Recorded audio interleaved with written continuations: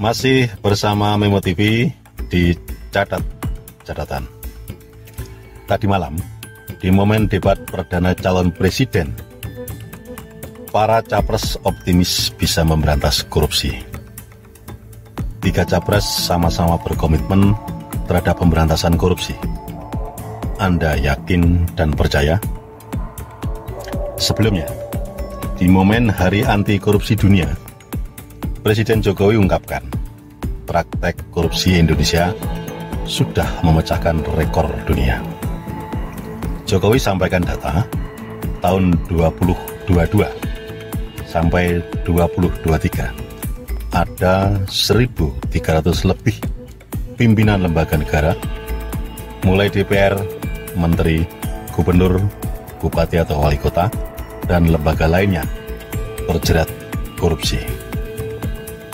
Capaian paling tinggi mentersangkakan para koruptor Indonesia tersebut adalah duka Indonesia, khususnya penegakan hukum di Indonesia. Saya akan mengingatkan keterlibatan Ketua KPK Firly Bahuri, Menteri Pertanian Syahrul Yassin Limpo, dan Wakil Menteri Hukum dan HAM Edward Umar Sarip Hari dalam pusaran korupsi. Presiden buka data jumlah kasus korupsi di Indonesia. Ada 38 menteri dan kepala lembaga, 24 gubernur, 162 bupati wali kota, 31 hakim, 8 komisioner di KPU, KPPU, dan KY, 415 pengusaha, dan 363 badan usaha. Jumlah pejabat yang terseret korupsi tersebut paling banyak di dunia. Praktek mafia hukum terang-terangan menjadi pemicu ledakan tindak pidana korupsi Indonesia. Tidak tanggung-tanggung, mafia hukum juga melibatkan menteri, Kementerian Hukum dan HAM yang seharusnya jadi leading sektor penegakan hukum, malah menjadi komandan mafia. Begitu juga lembaga anti rasuah KPK yang seharusnya memberantas praktek korupsi, malah menjadi contoh bagaimana korupsi bisa langgeng dan aman dijalankan secara masif di negeri ini. Setidaknya sejak keterlibatan ex-ketua KPK Firly Bahuri di pusaran kasus korupsi tanah air, keterlibatan ex-wakil menteri Edward Umar Sarip Hari membuktikan praktek mafia hukum ini berjalan sistematis. Kemampuannya terlibat dalam konflik antar perusahaan di berbagai proyek nikel dan intervensi di Bareskrim Polri menerbitkan SP3, surat pemberhentian penyidikan. Ini membuktikan bahwa dia tidak berjalan sendiri. Lantas, jaringan siapa yang menggerakkan ex-wakil Menteri Hukum dan HAM tersebut melenggang menjalankan mafia hukum di tanah air? Kemana saja uang hasil mafia bergerak, dan siapa saja menikmati uang haram itu? Rencana penyidik KPK akan memanggil Menteri Hukum dan HAM Yasona Laudi dalam pusaran kasus yang menjerat Wakil Menkumham memberi bukti keseriusan KPK. Akankah menteri dari partai politik terbesar itu mengetahui mafia hukum yang dijalankan oleh Edward Umar Sarip? Sebelum pemanggilan terhadapnya, Menteri Hukum dan HAM Yasona Laudi bicara di media. Untuk apa memanggilnya? Pihaknya tidak tahu apa-apa. Apa yang dilakukan wakil menteri tanpa sepengetahuannya? Sementara itu, kegundahan Menko Polhukam Mahfud MD soal praktek mafia hukum yang sulit diberantas sudah terjawab dari terbongkarnya pusaran korupsi di KPK dan beberapa kementerian era Jokowi selama ini. Sayangnya, Mahfud MD menjadi menteri koordinator yang bertanggung jawab terhadap penegakan hukum dan keamanan politik di Indonesia tidak bisa berbuat banyak. Seolah membongkar kasus, ternyata Mahfud MD seperti pengamat, hanya mampu koar terkait keberadaan mafia hukum. Untuk apa? Bukankah dengan jabatan Menko Polhukam di era pemerintahan Jokowi ini sebagai kesempatan untuk membuktikan bahwa Mahfud MD adalah sosok yang berintegritas dan punya nyali. Namun, kita apresiasi langkah Mahfud, meskipun hanya koar-koar. Setidaknya, Mahfud MD sudah mengingatkan bahwa kunci bahwa mafia hukum di Indonesia bisa diberangus dengan dua cara. Dan terhadap dua cara tersebut, baru-baru ini juga diingatkan oleh Presiden Joko Widodo. Saat peringatan Hari Anti Korupsi Sedunia, Presiden menyentil DPR RI agar segera membahas dan mengesahkan Undang-Undang Perampasan Aset dan Undang-Undang Pembatasan Peredaran Uang Kartal. Lantas, apa urgensinya dua rancangan undang-undang yang digagas Presiden Jokowi tersebut dengan maraknya kasus korupsi dan mafia hukum di Indonesia ini? Undang-undang perampasan aset tindak pidana ini penting segera diselesaikan.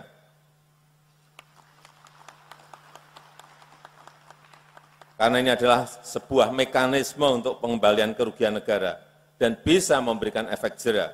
Dan saya harap pemerintah DPR dapat segera membahas dan menyelesaikan undang-undang perampasan aset tindak pidana ini. Kemudian juga undang-undang pembatasan transaksi uang kartal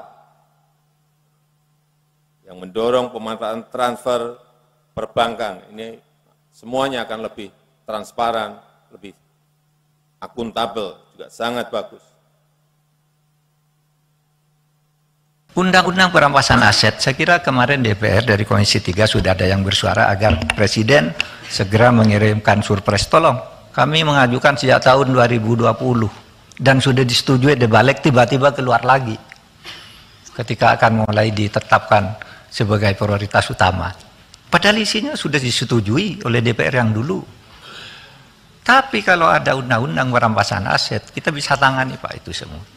Mohon, ini undang-undang perampasan aset dan pembatasan belanja uang tunai ini. Pak Mahfud tanya pada kita, tolong dong undang-undang perampasan aset dijalanin. Republik di sini ini gampang Pak Senayan ini. Lobbynya jangan di sini Pak. Ini Korea ini semua menurut bosnya masing-masing. Di sini boleh ngomong kalah Pak. Bambang Pacul ditelepon, Ibu Pacul berhenti, siap. Oh siap. Loh, saya terang-terangan ini. Gitu loh. Mungkin perampasan aset bisa, tapi harus bicara dengan para ketum partai.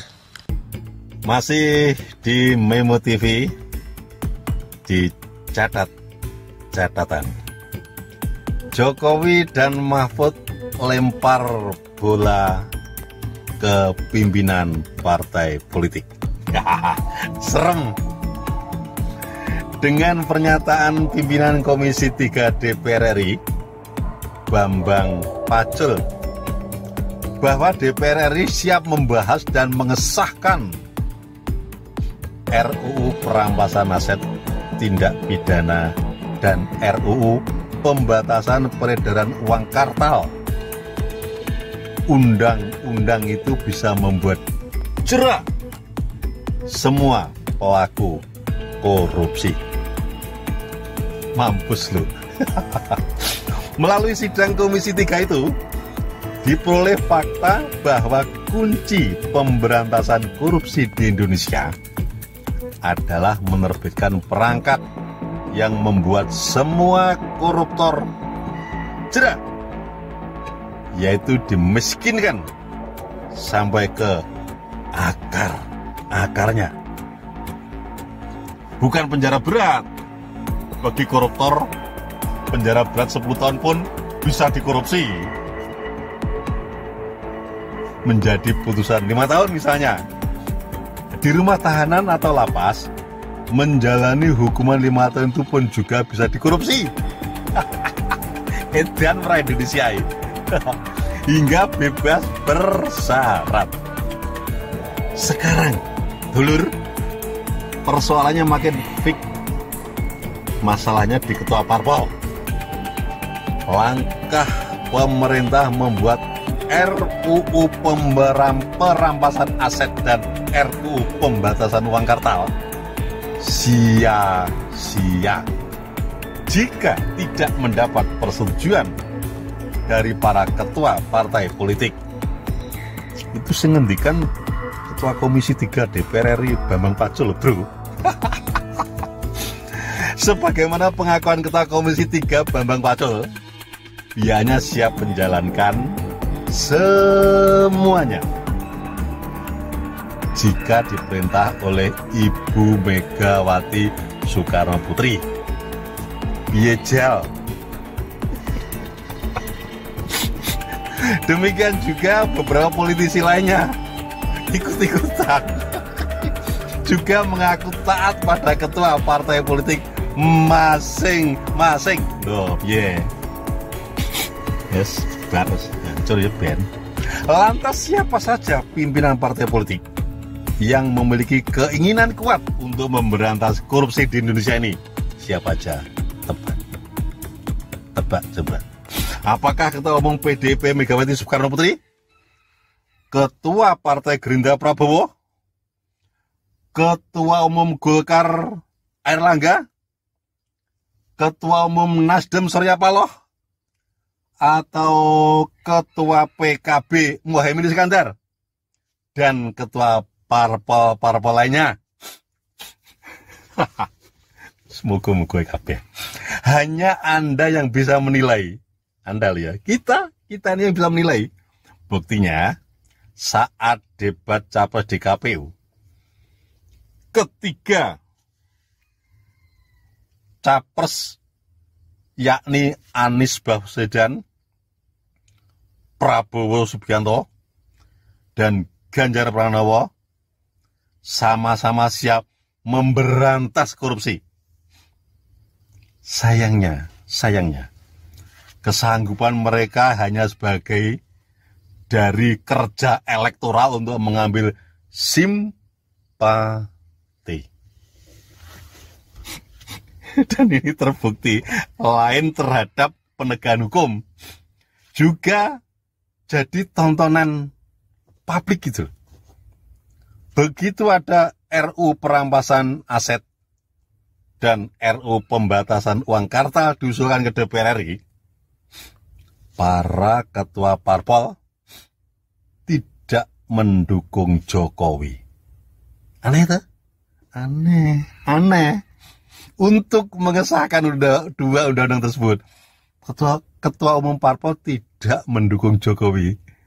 Gak blunder. Edan merah. Biejal sing newi. Bahkan belakangan ini muncul fakta yang aneh ini terkait komitmen dan kemauan partai politik. Para ketua umum parpol enggan beraksi terhadap 2 RUU sebagai alat untuk pemberantasan korupsi di Indonesia. Malah ditarik oleh para politisi dari prolegnas. Iya. Ya jelas akibatnya 2 rancangan undang-undang tersebut masuk daftar sampah. Akankah ajakan dan peringatan dari Presiden Jokowi saat di momen peringatan Hari Anti Korupsi Dunia tersebut gayung bersambut dan dapat angguan para ketua umum parpol?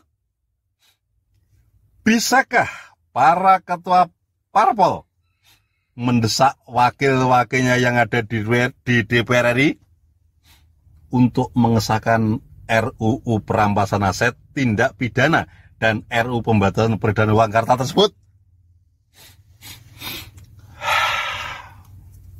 Atau mereka malah ikut-ikutan menikmati mafia hukum dan praktek korupsi yang sudah sistematik berjalan di semua lapisan masyarakat Indonesia. Wong cilik dadi korban diabusi, ndur ngisor galak ndukur gak galak piye jal ngono kuwi. Oke, dulur-dulur Memo TV. Mari kita tunggu perilaku para politisi dan perjalanan mafia hukum memainkan nafsu angkara murka dan mengaduk-ngaduk rasa keadilan seluruh rakyat Indonesia ini. Sampai ketemu. Salam Memo. Yes.